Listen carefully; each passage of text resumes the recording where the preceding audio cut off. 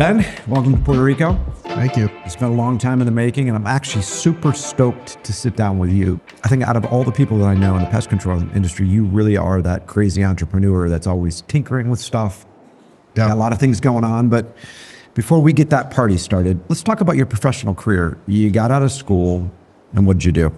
Yeah, so graduated high school, grew up in Salt Lake City, Utah. Met a guy named David Royce. My scoutmaster was his uncle. Okay. And ended up going out to sell pest control with Moxie in 2002. So did about 7 years on the doors with Moxie and Joshua's Pest Control, Jason Walton, Dave Royce. Yep. David spun off, started the franchise, and got out of the industry, took the money I had made, got married, opened up a construction business in 2007, timed it perfectly for 2007, 2008. So that crashed and burned pretty hard, and went back into the industry on the operations side down in Texas. We'd kind of relocated to Texas and started to sell one more summer. And then Dave Royce brought me into the operations side of the business.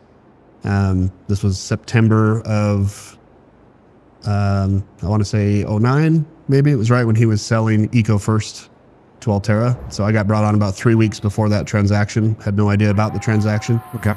And so then ended up relocating to DC with Altera, opened up Baltimore, opened up Atlanta for Altera.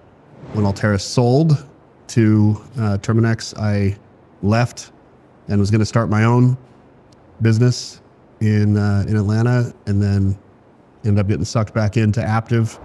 One more year with Aptive, and then kind of left and started my own thing. So you were at Aptive, I guess, in 16.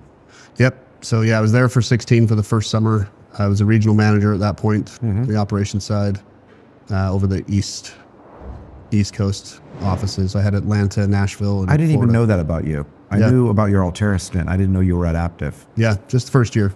Okay. And so end of that first year, I just decided I was ready to do my own thing, and had learned a lot, obviously, on the sales side and recruiting and leading teams, and then operations side had seen kind of all the roles, and was just ready to take it out on my own. So met my brother-in-law, my wife's cousin's husband was connected with a guy who knew a guy with money, and said, "Hey, if you had the money to go do your own thing, would you do it?" And I said, "Well, yeah, we'd have to have the money and the recruits, but I know how to run door to door, pest control." I was really very familiar with that. Had done it with, at that point, the biggest and the fastest growing and the best, and had seen that whole thing. So I was very, very comfortable kind of stepping out, but just needed to make sure we had, the other pieces. So Before you get deeper into the Anthem story, I want to go back a little bit. So Sure. 7 years on the doors. Were you doing this? Was it summer sales for you? Were you doing it year round those first 7 years? So summer sales, first summer was just me and a couple buddies. Second summer, a few more buddies. We'd done some stints in that time where we were hired as marketing services for other companies as well. So I was doing some traveling and training. The year Dave sold 903 in Houston, 903 was painted on the wall at Altera for a long time, kind of as like the big number that you had to go hit. Yep. And during that time, I was out traveling and training to other offices 2 weeks at a time. Kind of ended in Houston with Dave that summer. And but yeah, I'd done all of that, so it was more summer sales. And that's kind of, I think, what led to a lot of my multifaceted, crazy entrepreneurial attention deficit disorder that I have. Because on a summer sale, you're basically, what is it, like end of March through October-ish? Yeah, it's typically May through August. Okay. It's pretty standard in the industry, so that's kind of the break from college that guys get. And so we gave them 3 days from the time college ended to be out there, and they got to go home 3 days before college started. And so it was really maximizing that time. So you were doing this after college. So what were you doing then in the off season?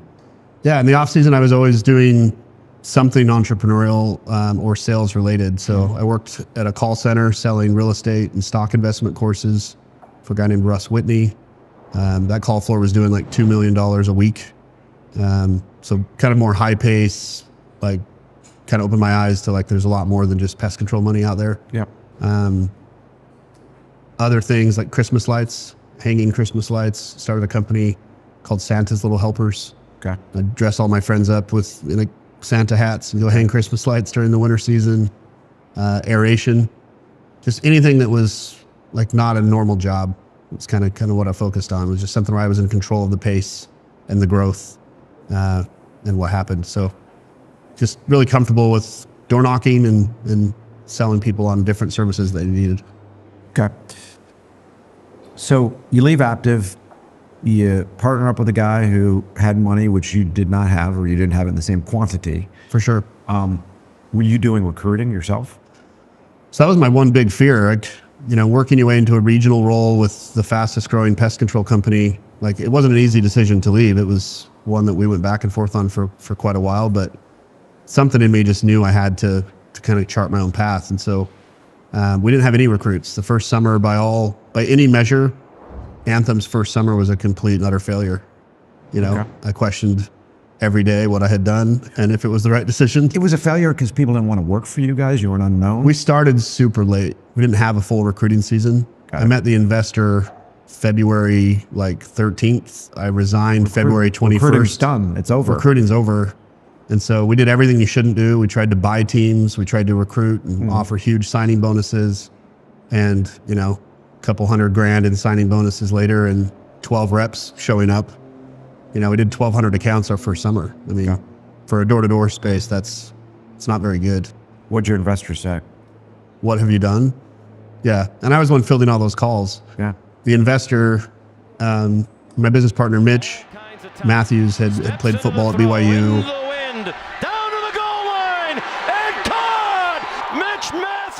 Very well connected, very well respected, but had never had a job outside of football, right? Like this was his first journey outside of the football field. And then when we first launched the business, he actually got picked up again to go back to the NFL. So that first summer, he wasn't even there.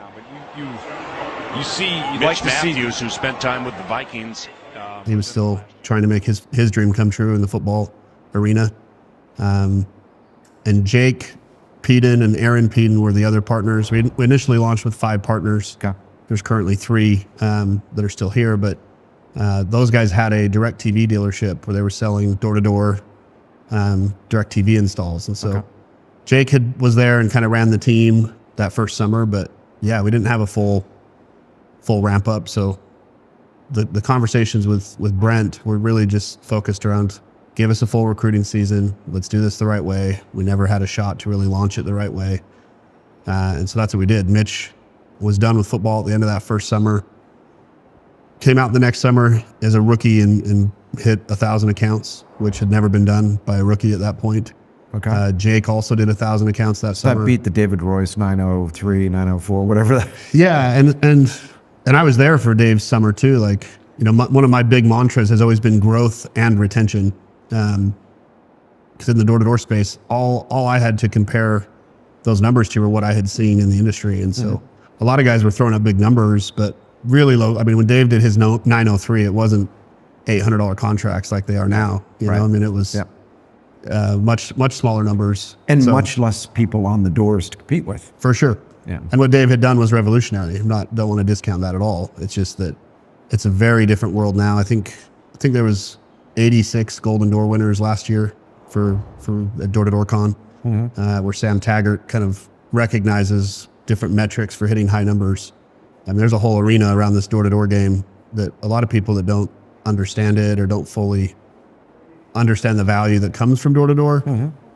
Sam's really created a good culture around recognizing guys and having some standards in place for high achievement. But it's a much different world now.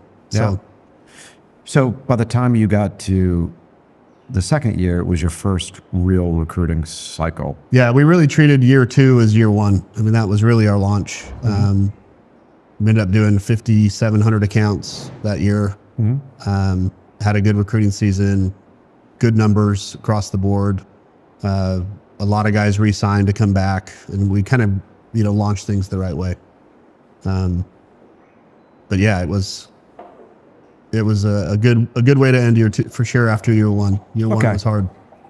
So you had success in year 2, and this was 2018, right? In 2018. 2018. Then what happened from there? So in 2019, we had a really good recruiting season, kind of with Mitch and Jake both doing golden doors, and some of our guys doing good numbers. And what does golden doors mean? Golden door is either 1,000 accounts. They've now introduced a revenue number as well. And they just this year finally introduced a retention number tied to that revenue number as well. Oh, really? Okay. Which is good. Yeah. I think what we've seen in the industry is a lot of guys pushing really high revenue numbers, but they don't care about retention because it's all marketing. Yeah.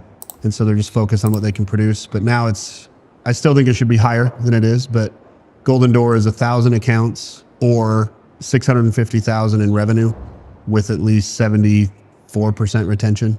And they do that back end in pest in other industries as well. Yeah. So golden doors metrics vary. Like roofing has its own. I think it's 2 million for roofing.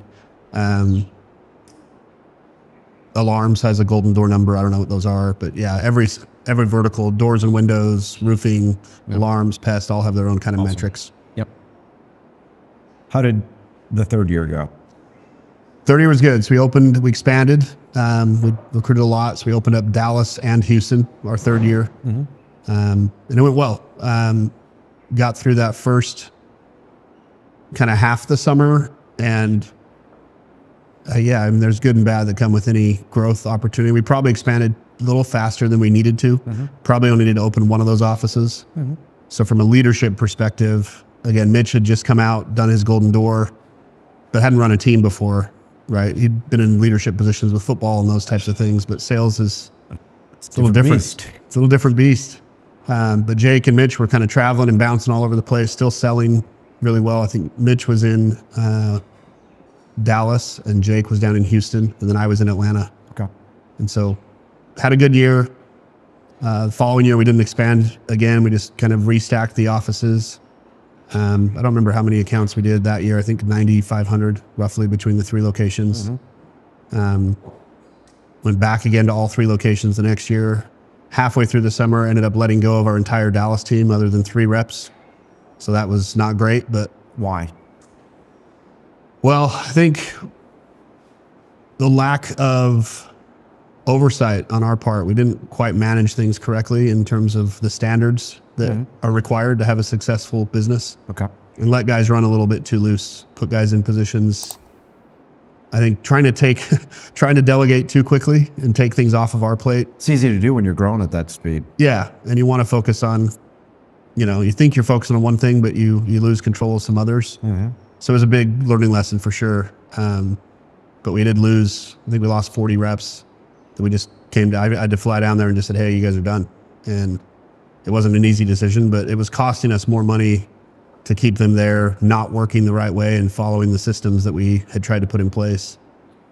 So yeah, it was a big learning lesson for us on standards and training and having a system in place to know that guys are ready for that next step of leadership. What were some of the changes that you made after having to do that to this team down there? So up to that point, we'd just been using the CRM platform software.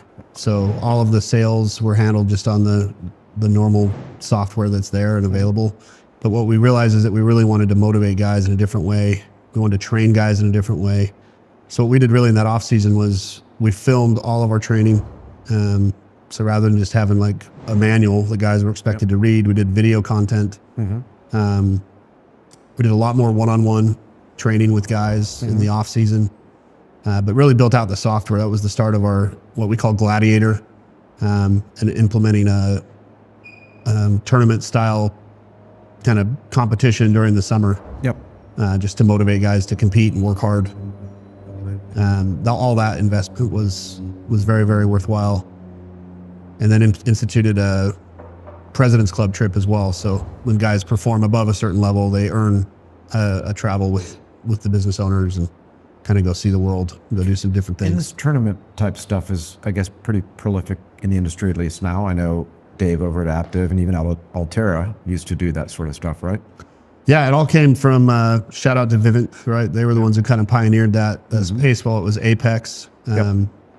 But yeah, it's a whole competition of kind of a March Madness kind of bracket and just working your way through the summer.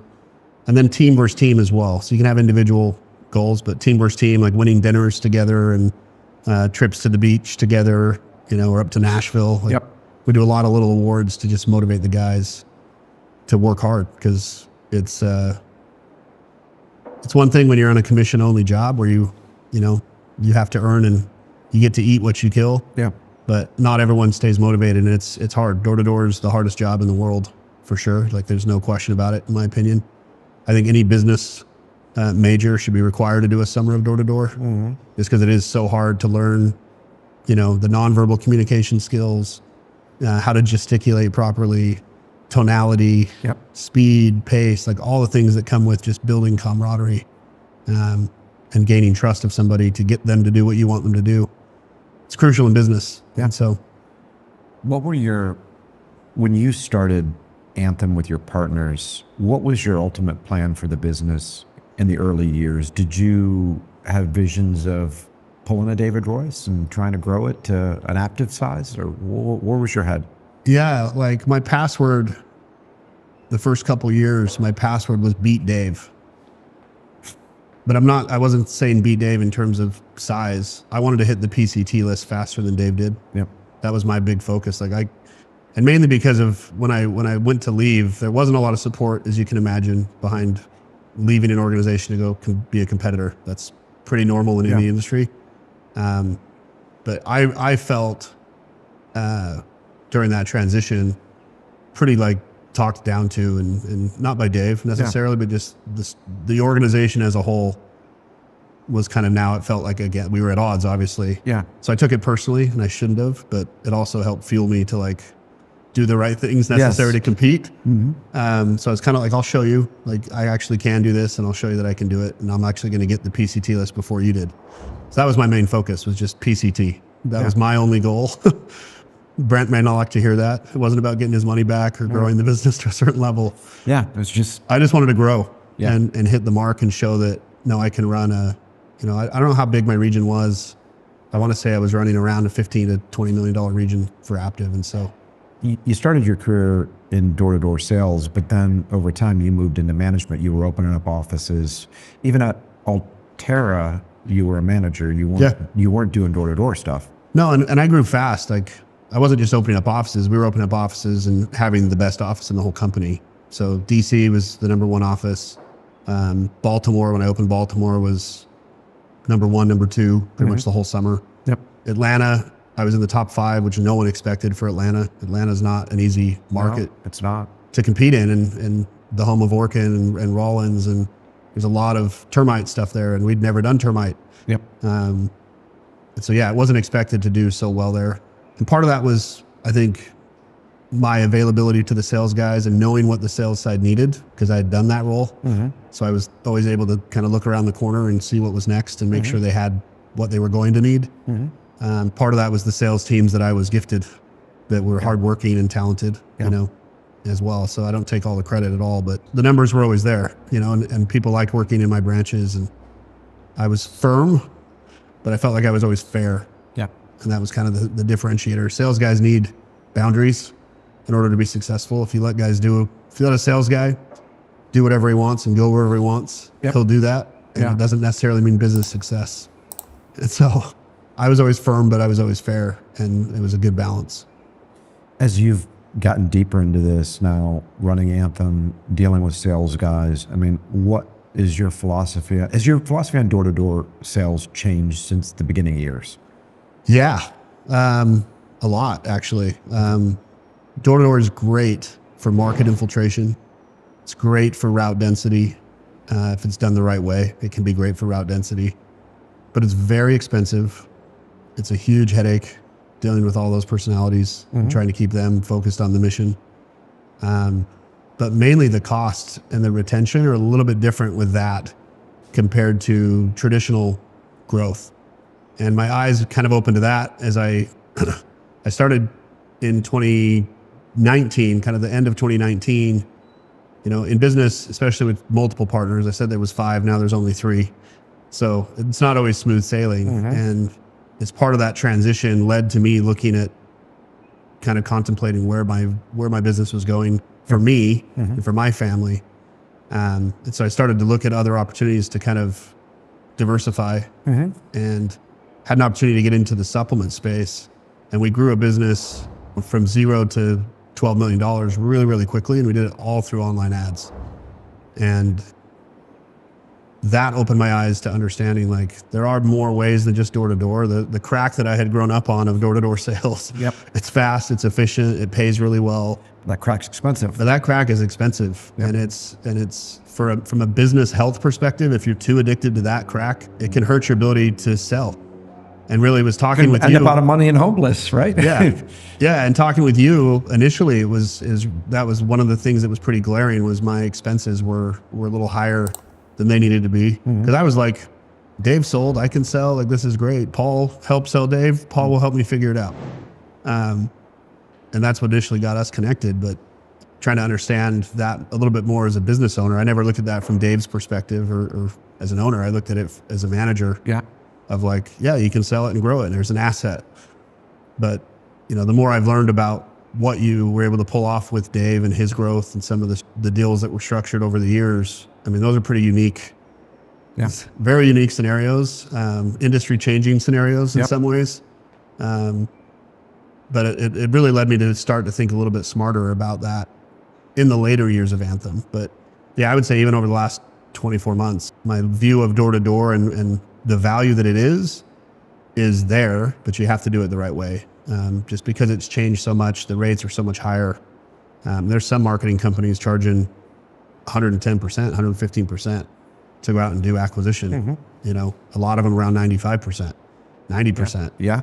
Our costs aren't that high, but like that's not sustainable. Like I don't want to go grow a bunch of business to pay off a bunch of debt to my investor. Like that's not smart business for me. So I really want to focus on this because I think it's something that I've been thinking a lot more about here in 2024. Because, from my perspective, Ben, there's tons of door-to-door companies.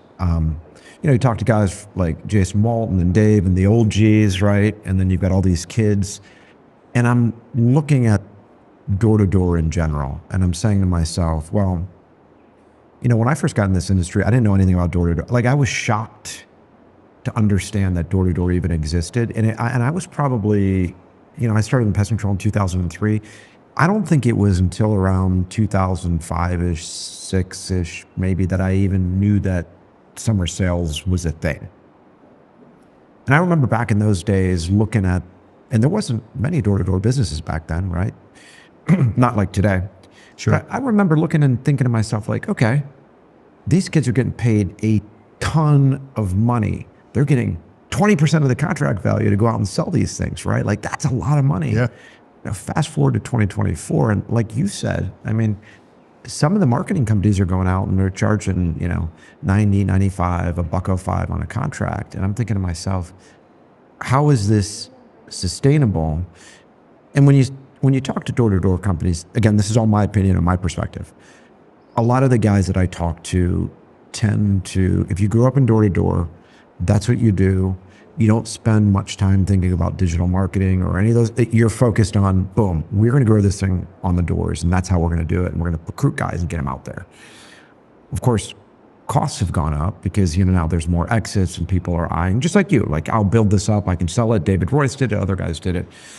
So what I'm really interested from you is when you started to scale your supplement business, you were like, okay, not one single person is on the door selling my supplement stuff.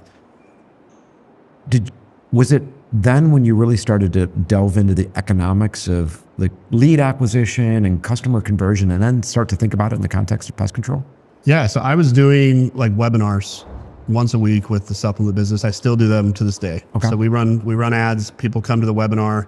We do the presentation. We explain how you can launch your own company without all the risk and all the upside. It's a very similar model to like how to be an entrepreneur, but it's just Aaron, my business partner who runs the marketing side of that. It was really Aaron who kind of said, hey, like, and he still owned a small percentage of Anthem. When we had bought him out, he kept a little small piece. I didn't sell him my piece Yep. of the 8% or whatever it was that he owned. And so he still had a little skin in the game. And he was like, do you think this would work? He said, I think this would work for the pest side. Let me try it. And at that point I was like, we don't have a budget for that. Like all of our budget and then some is tied up in the door-to-door piece. So you were doing no online marketing? Zero. Yep. Zero. And he said, hey, let me try this. And so we started trying it. And within a few weeks, and Aaron was really good at marketing. Like he had fallen off a ladder when he was running his satellite retailer and broke his leg. Okay. And had about 70 door-to-door reps with no one to lead them, no one to train them. And he was recovering with a full-on fracture, bone out of the skin, bad accident. Okay. And so he had to learn a way to try to save his business. And so he started running ads and while he's recovering and high on painkillers, deep diving into all these online courses on Google ads and SEO. And SEO and Google is great, like to understand that you need to have your site optimized, but that's not like the future of marketing. And all the things that are coming out now with the different tools, like Aaron is able to kind of get ahead of the curve on a lot of those things. And so we were starting to run ads.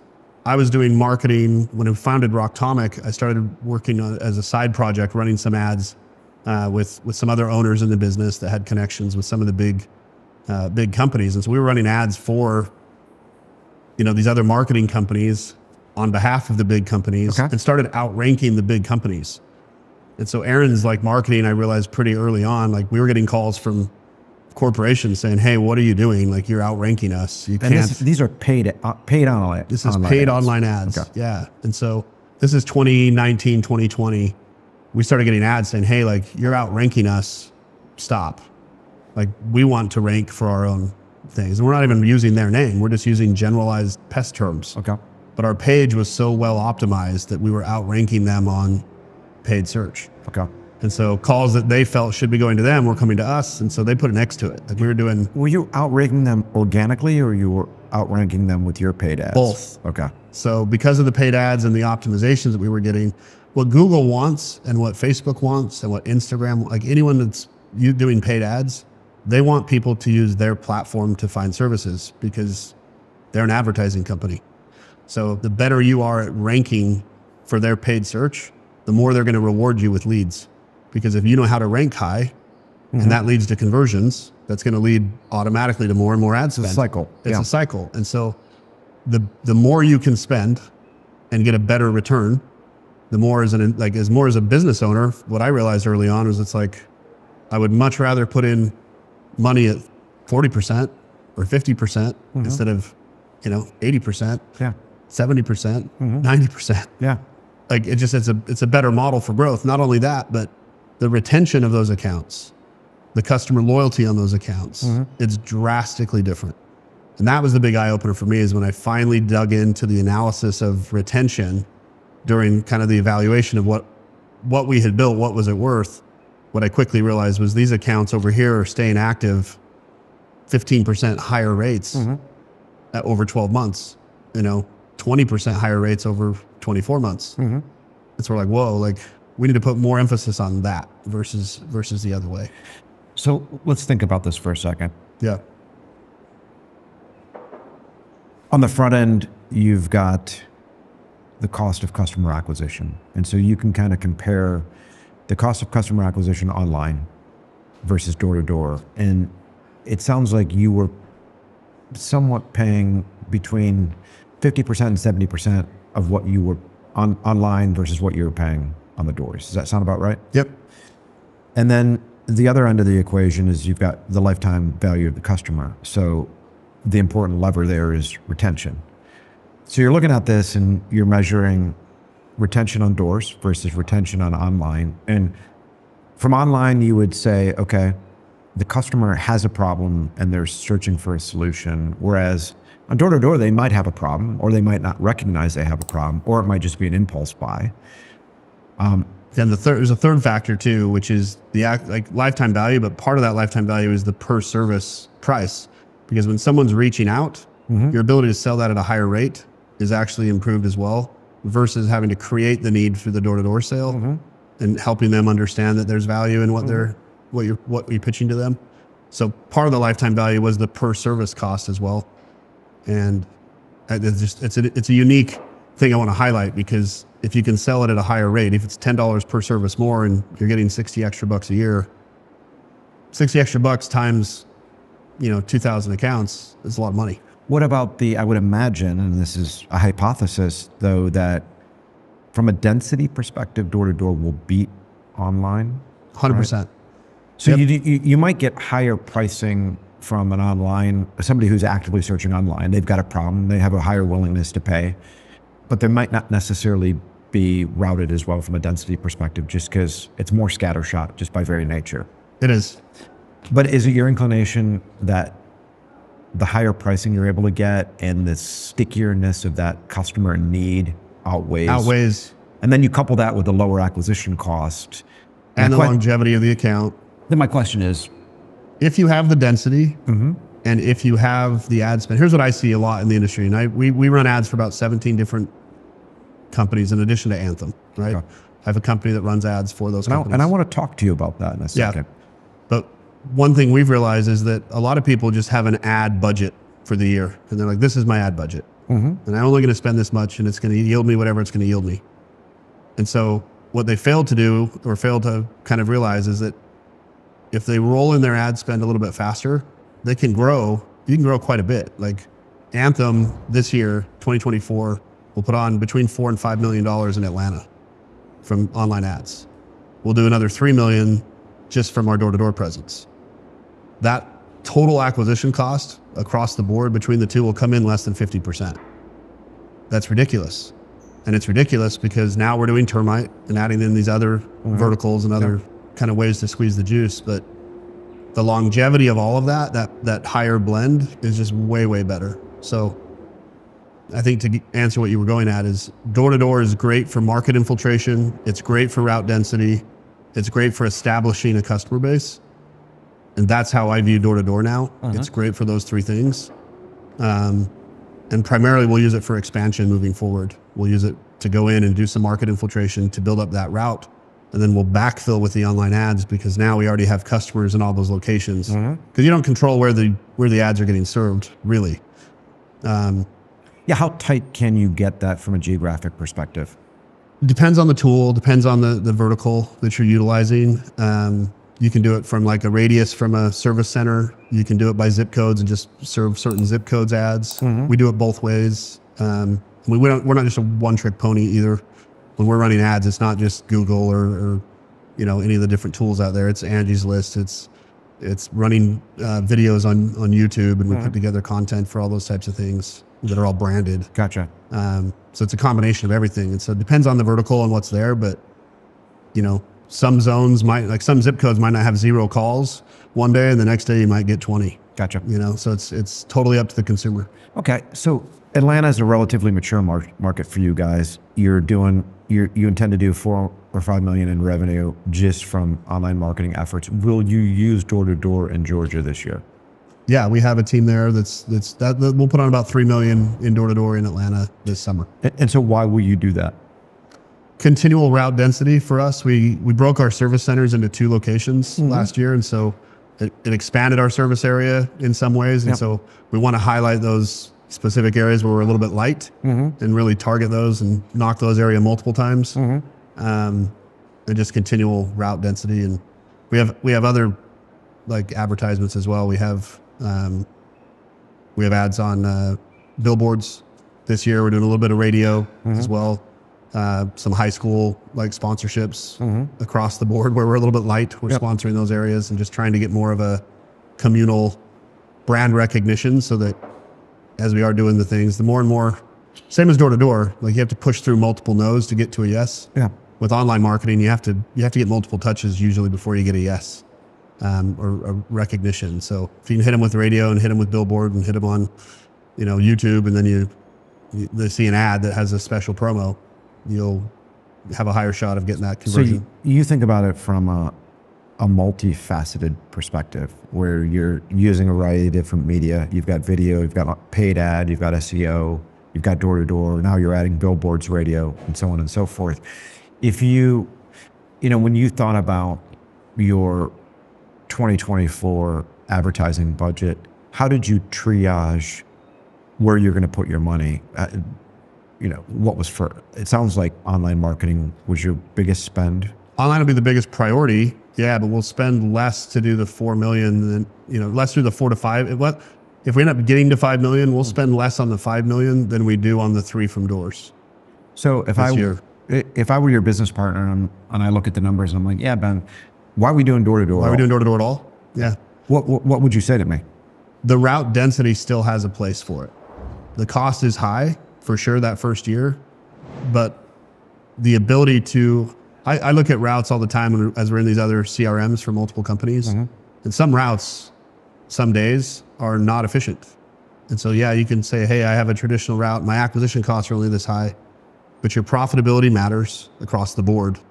You have to look at it holistically. You can't just look at I don't segment it out that way. You have to obviously track segments, but the way we triage that is understanding that because we're spending a little bit more here and getting the density, that's what allows for the profitability of the other piece. If we didn't have the density, we couldn't just run ads and be efficient. So what you're saying is like having that density and then getting one additional customer from online marketing, for example, because you have that density, it actually makes that online marketed customer more attractive. Yes. Because it's more profitable. Because it's more profitable. Okay. Yes. Do you envision a point in time where as Georgia matures for the firm, that you just won't be doing door to door there? 100%. Yeah. There'll be a time or a very small presence just to fill the gaps. Okay. But 100%. As soon as next year, we may not have a door to door presence in a big way there, and we would go open a new market. And that's the plan right now, is to use door to door to expand and get into areas and have market infiltration and disruption. And as we have that opens the door to the next phase, which is backfilling with online warm leads. And we also have cold outreach. So we've developed a software as well with the marketing firm separate from Anthem. The marketing has a software now where we can pull in smart data, pre-pin areas, have names, addresses. Is that what everyone was looking at last night? Yeah, showing a little bit. Okay, let me ask you this. Yep. Would you ever enter a brand new market without doing door to door and rely on online marketing and other advertising? Yes, the beautiful thing about what we've built, and again, this is still in the kind of verification, validation phase, but what we've built is the ability essentially to digitally knock areas. So all the benefits of route density, targeting specific areas, but without the cost, without rent, without morning meetings that are, the motivation, potentially paying people, hourly plus commission versus just commission. So the ability to have all the benefits that come from door to door, but without the costs, because that's the problem. In my view, what's happening in our space is unsustainable. And I think any of the marketing companies that are just doing marketing would own up to this one-on-one with you, and that they're looking for ways to have an asset, right? 100%. Like their focus is on that. And I've experienced that in my conversations with them, is that what they have is great and they're able to take this pie. But what happens when the economy does adjust, which everyone assumes is going to happen? What happens if costs have to come down? You don't have the money to pay 95% and wait 24 months to be profitable. You just don't have it, especially if you're trying to sell and grow something. Jason Walton used to talk about his favorite poem. He has this poem he used to read. He did like this 10-page thing on it in high school, but there's a line in it that says gesture without motion. And sometimes if you have growth without retention or growth without profitability, like what's the point? Especially if you can't sell it because no one wants to buy a bleeding ship or a sinking ship. And that was something I realized early on, is we were really good at growing. I don't think anyone with my level of experience had hit the PCT list as fast, probably ever. But the retention was a problem, right? Like the ability to retain the accounts and continue to grow. If you don't continue to grow, you can't keep, it's just your ship is always taking on water. And if you can't bail the water out fast enough or speed up the engine, speed up the boat, then you're going to sink. And that's what I realized, is that we need to be like, profitability in business matters a lot. 100%. Now, took me a few years to kind of catch that lesson, but it does matter. Like growth is great, but profitability will trump a lot of other issues. Now, you've learned a ton here with Anthem, with the supplement business. And, you know, I had Alan Draper and Matt Rogers down here about a year ago. And, you know, I always like to give Alan shit because I always say, you know, Alan, you got like 15 jobs, but you're a contender for this now too, because you've got all sorts of stuff going on. You've got Anthem, you've got the supplement business, you're building the software, you're doing the marketing stuff. So I want to talk about where you've taken what you guys have learned with supplement and pest and how you're applying it to these other agencies and firms that you've established. So I think we should start with Pest Fuel. Is that right? Pest Fuel. So fuel, fuel marketing. Pest Fuel. I was talking about fumigants yesterday. Yes. So, okay. Pest Fuel. So pestfuel.com. You can kind of check out the website if you guys want to take a look at it, but it's all part of fuel marketing. So we service 29 different verticals: roofing, solar, veterinary care, dentists, like anyone who wants to run ads to get their phone ringing for new customers, we can service. Why can we service any vertical? Because online ads is online ads. And the more you understand, and when you're spending $10 million a year with Google, like they tend to want to work with you really well and help you have a leg up as well. Yep. So part of our relationship that we built with running ads there and the ability to build a correct funnel that has proper follow-up sequencing, proper text follow-up. If you go to rocktomic.com or supplement business, you'll start seeing us everywhere. We'll hit you on Facebook. We'll hit you on Instagram. You'll see us on YouTube. Like we'll relentlessly be in front of you. Aaron, my business partner who runs that marketing team, is exquisite in his ability to kind of foster things the right way and have the correct sequences and follow-ups. And so that's the focus with fuel marketing, is that regardless of what vertical you're in, if you're looking to have growth, as long as you can handle a 50% acquisition, then we can get you where you want to go.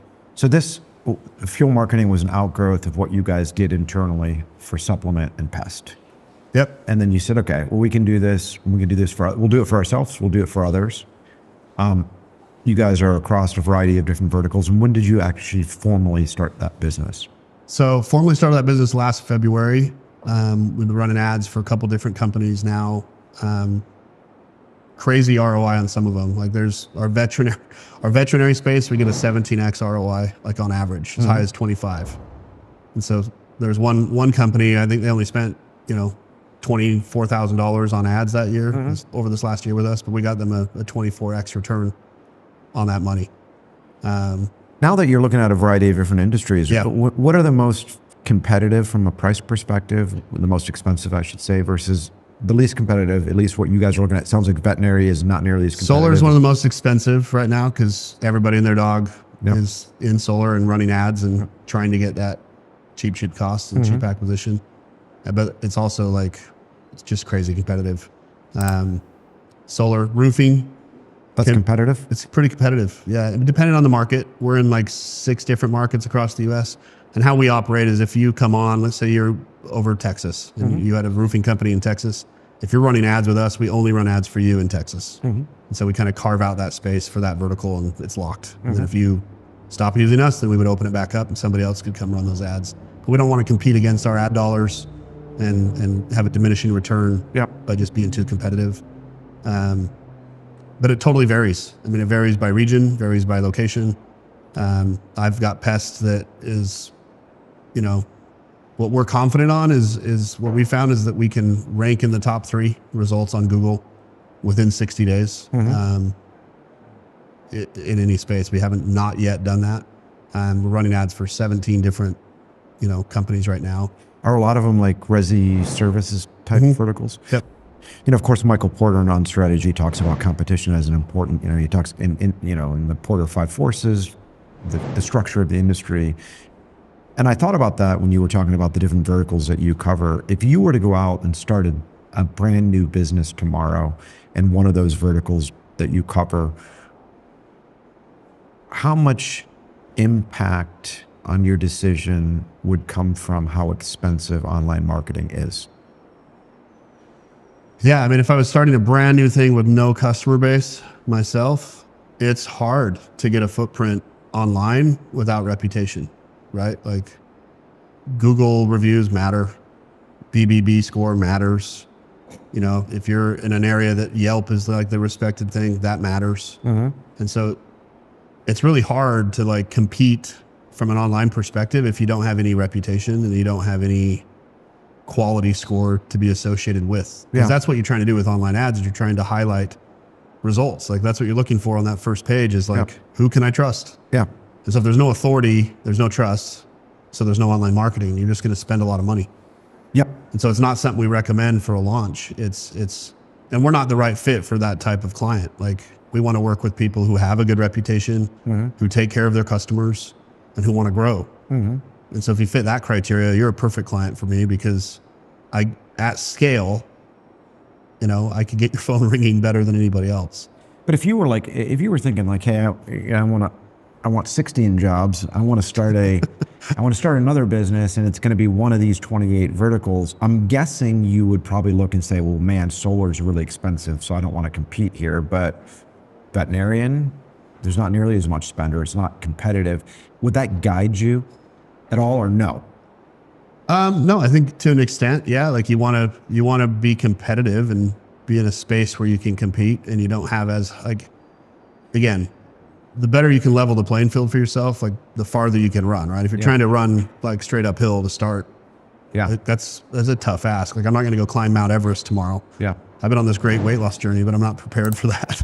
Yes. So it's like, you don't want to put yourself at a disadvantage by choosing the wrong thing, but you also need to have competence in the space that you're going after. I mean, business is business to some extent, and service business is service business to some extent. It's about taking care of the client.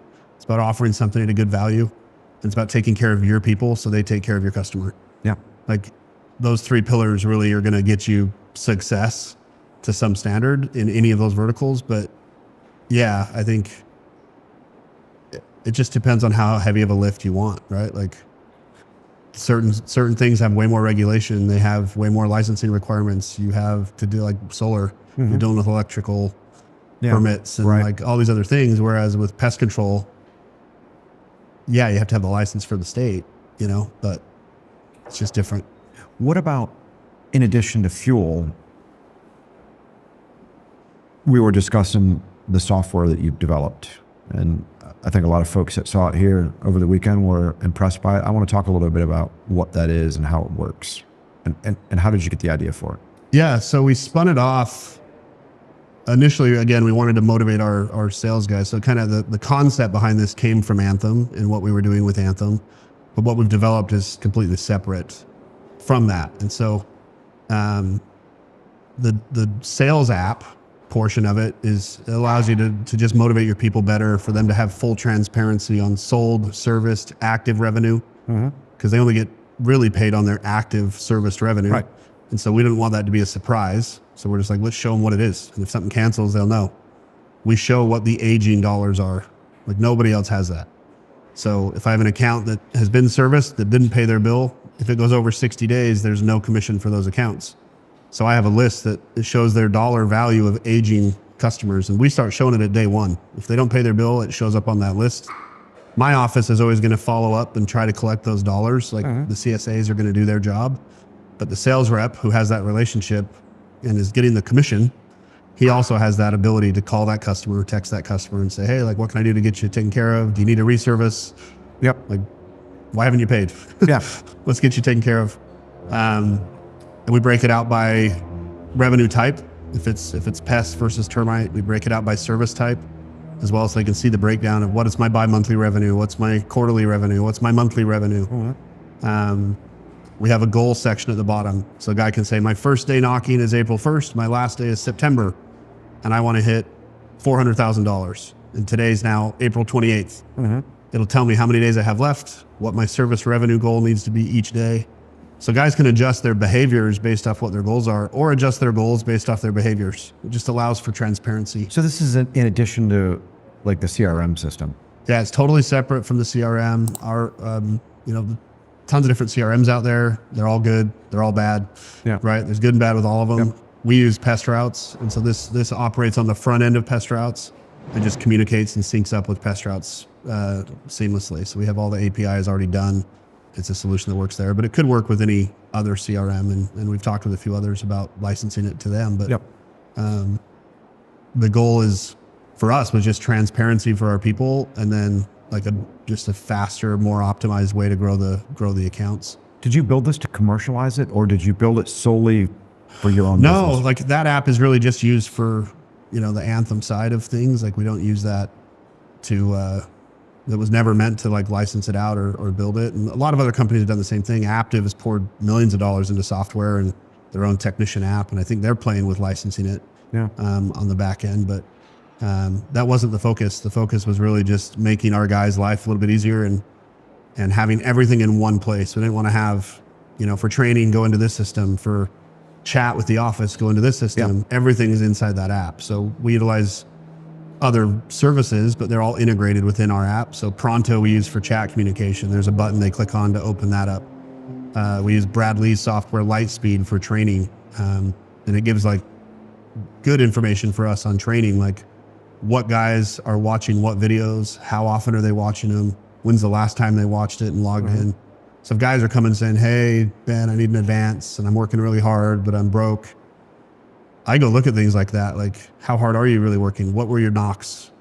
Are you training at night and watching videos at night? Are you role playing with your managers? Yeah. Like, what is your effort? If you want me to do a solid by you, are you doing a solid for yourself, or does there need to be like some adjustments on that side?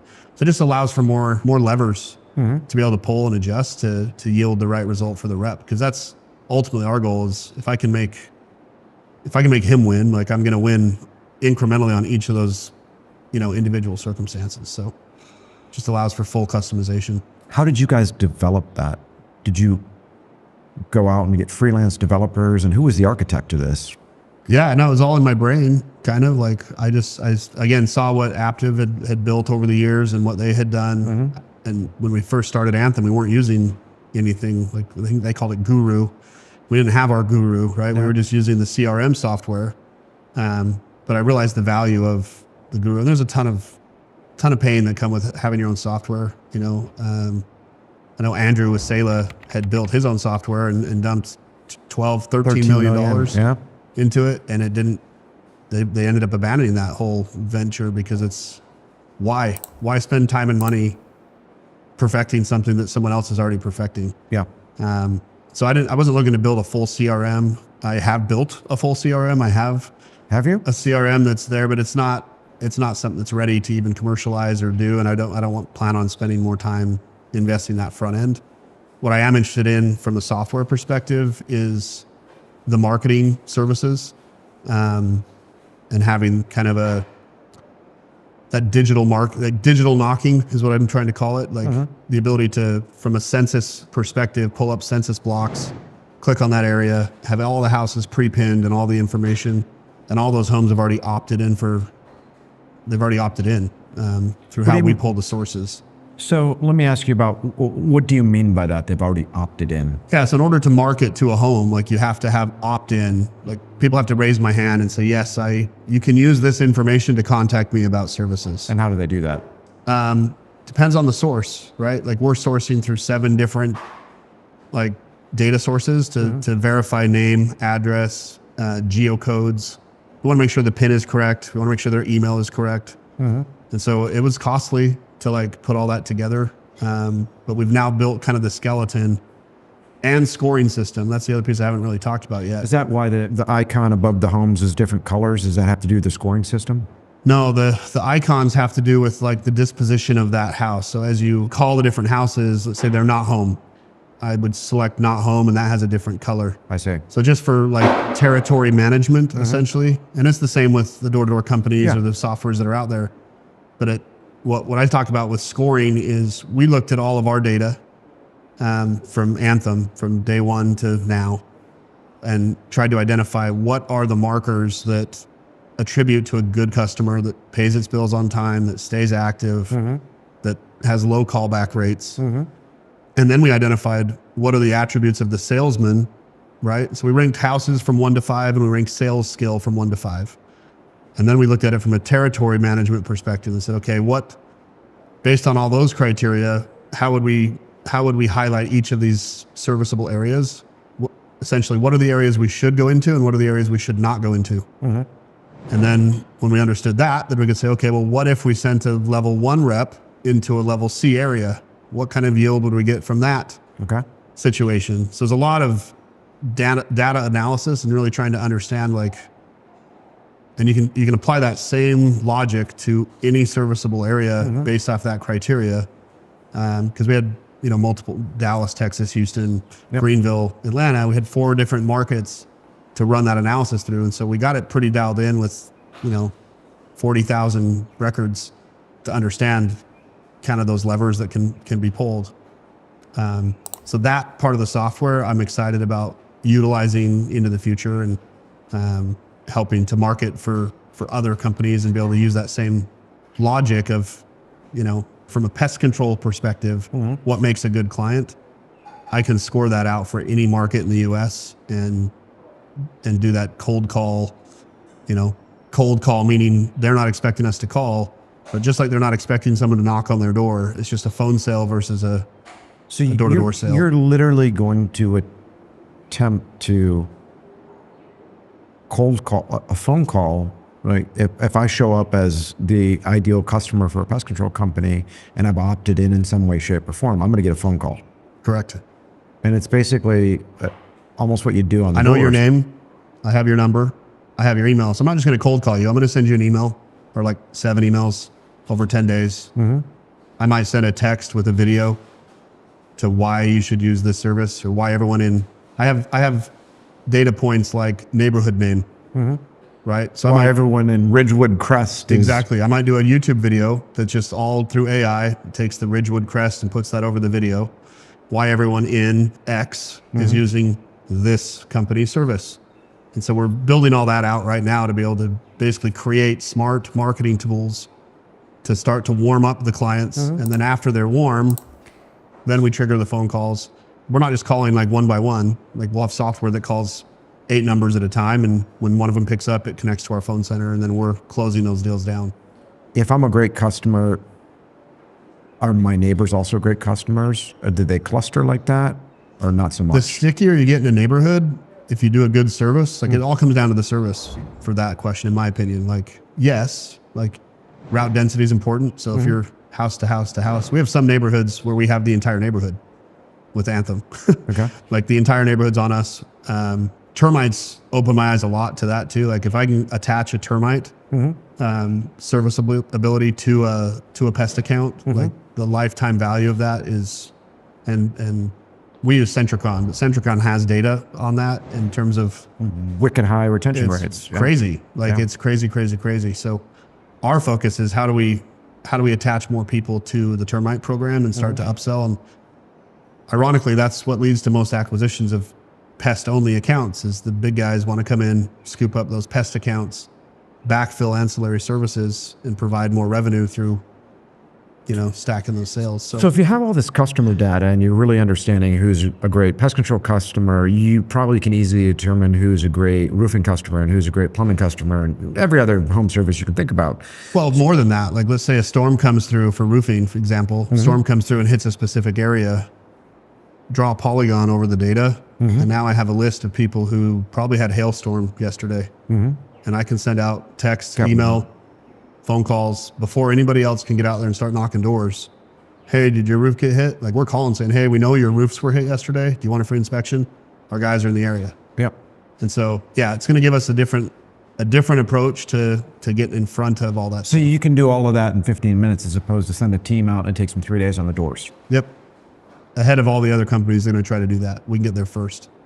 Now, again, if you're there and you're on the doors and you got a sales guy, nothing's going to trump, hey, I can get on your roof right now. I'm here physically, yes. Because you still got to send a truck and do those things. There's still disadvantages, but there are a lot of advantages to doing it that way and just being first. Like, in marketing, like recognition wins a lot of the time. And so if you have a good brand that has a good reputation, that's doing the right things and getting in front of the right customers, your chance of success is higher than a guy just saying, hey, I can get up on your door and your insurance will pay for everything and you don't have to cover it. So will all of this just be this sort of stuff you're doing? is this only going to be for Anthem, or are you going to actually put that as part of Fuel? Yeah, no, we've already implemented most of that into the CRM for Anthem. We built a separate CRM, and we've taken what we've built there, because I use, I've taken what I built on that side and put that all into the Anthem app as well. Because obviously I own Anthem. I want to do right by Anthem, of course. But yeah, we want to for sure be able to expand that out. And I'm only in Atlanta, right? I may go into the Northeast next year and expand our pest operation. But all the other areas, all 40 major markets in the US, I want to be running ads for all 27 verticals. Why not? And you want somebody to have the ability to not only do online ads, but also the calls. Is that going to be available? Yeah, for the pest side, for sure, we have guys that have done that. And for roofing, I have, multiple guys that are closing multiple millions of dollars on the roofing side that can handle the calls, or that have done that in the past. Currently, we're offering the marketing services to get your phone ringing for your team to handle the calls. But for pest, I have a team that can do the calls completely and close down deals. And we just charge a specific rate for that. If we're doing the calls, it's typically 20% of the contract value if we're closing the deal. And if your team's closing it, you pay them whatever you want. Ben, you've run a fascinating business. I mean, you've clearly learned a ton over the years. You've actually worked with some great mentors, Jason Walton, David Royce. I'm sure the list goes on. What's the plan for you going forward? Yeah, I love what I'm doing. I've always loved pest control. A lot of my family is involved, obviously, in my operation, and Anthem wouldn't be what it is without the team that we have behind it.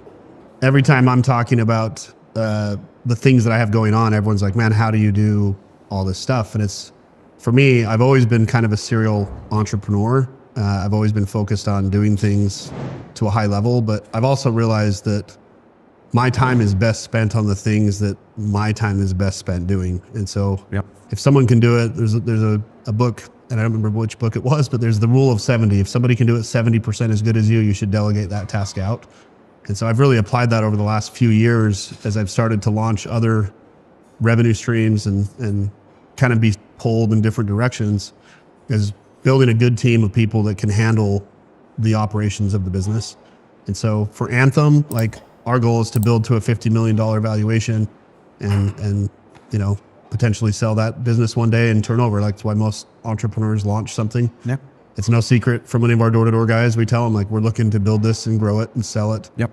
My supplement business has an entire team and structure. We're international. We have staff about 10 people down in Chile.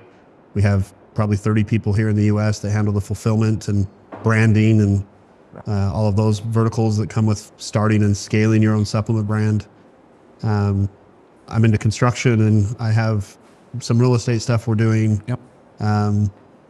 The marketing is I think where I'm being pulled to the most, and not just marketing in terms of fuel, but marketing in terms of Anthem's growth and profitable growth moving forward, is focusing on things that move the needle towards profitability. And the reason we went through the sale with Potomac and just this last off season was we were really just trying to take some chips off the table. That we had grown to a place where we were bigger than we needed to be for our sales force. And though we could have just continued to backfill with traditional ads and growing that business and getting it to a place that's, more profitable and a little more solid, it made sense to take some chips off the table, get some debt paid back to the investor, keep him smiling and happy, and continue to focus on the growth and trajectory of the business, which is to infiltrate new markets, have profitable growth year one. Like, that's the other thing with the traditional marketing, is that you can break into profitability year one or close to year one versus 18, 24 months down the line. And so obviously I'd rather be in a position at 12 months compared to 24 months. Yeah.